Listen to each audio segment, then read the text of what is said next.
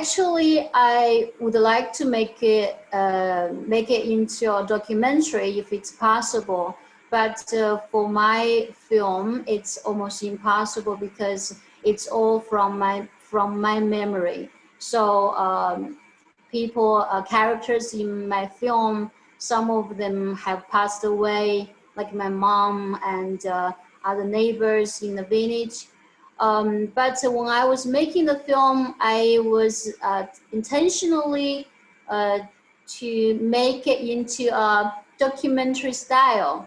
So I told my art department, camera department, to try to make it simple and not so just visually beautiful. For me, I just want the emotional truth. That's the most important thing for me.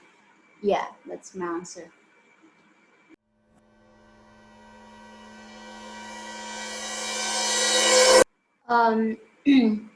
I would say, actually, I didn't think much. From very beginning, I wanted to make the film till the very end. Mostly, I just follow my instinct. So when I was writing the script, I was never thinking about how to organize the time, or should I make this slower? Here is quicker.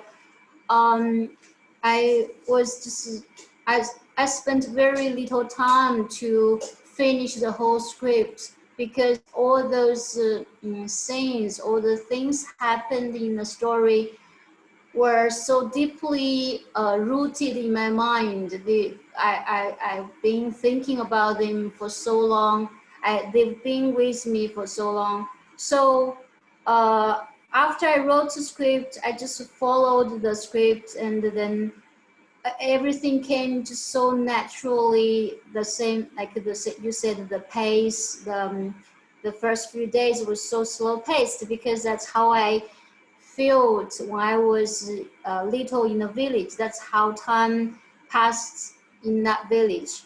So it's not a decision. I think it's just naturally happen this way.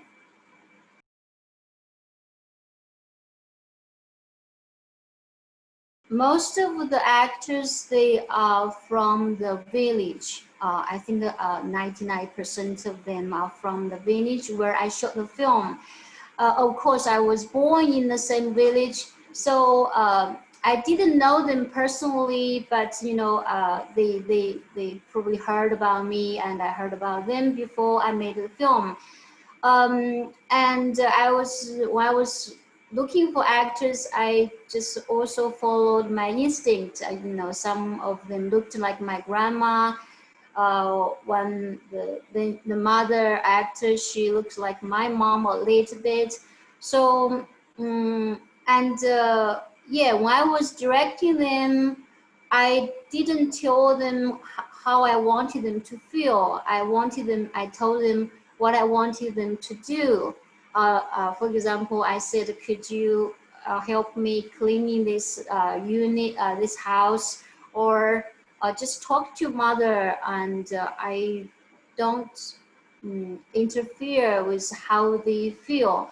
I never use words like be sad or feel happy. So it's just I make them do things. So they follow, and but mostly they follow my script. But because they are the people from a village, so they are very familiar with. They are exactly what I wanted them to, you know, like the pace they speak, the way they walk, the way they interact with each other. They are just like the people I imagined in my story. Yeah.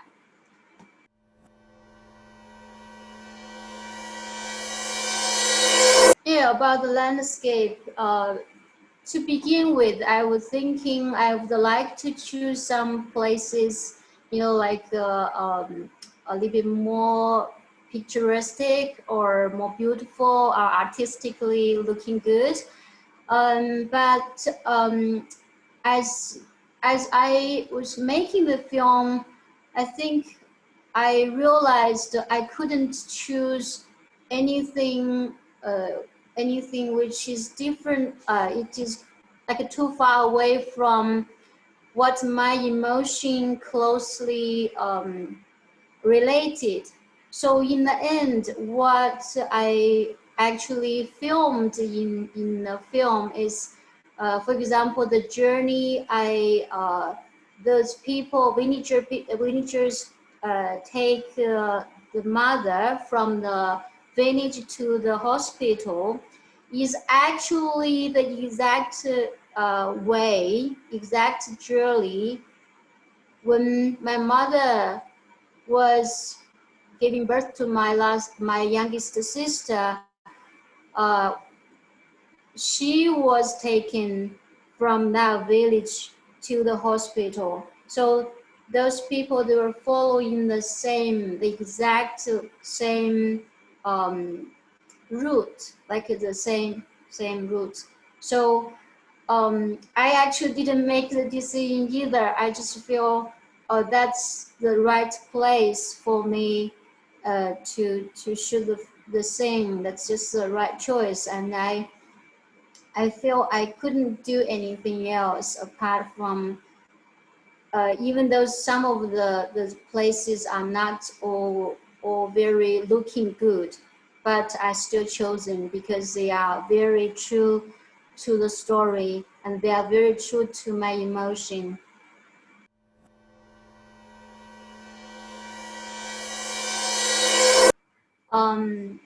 Yeah, so your first part of the question is what can after the film what changed me, right?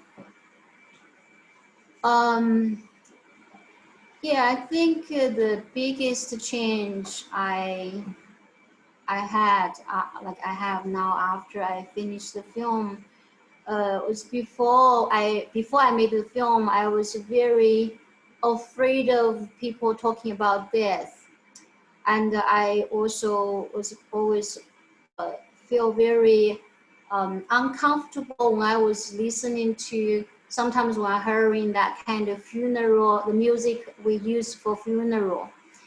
Um, and I was also very afraid of thinking about the time when I first knew my mom died. So I always refused to go back to the moment to face, and that made me feel really, it was very intense for me to think about that moment when I heard my mother died. But after the film, I think lots of emotions have been expressed.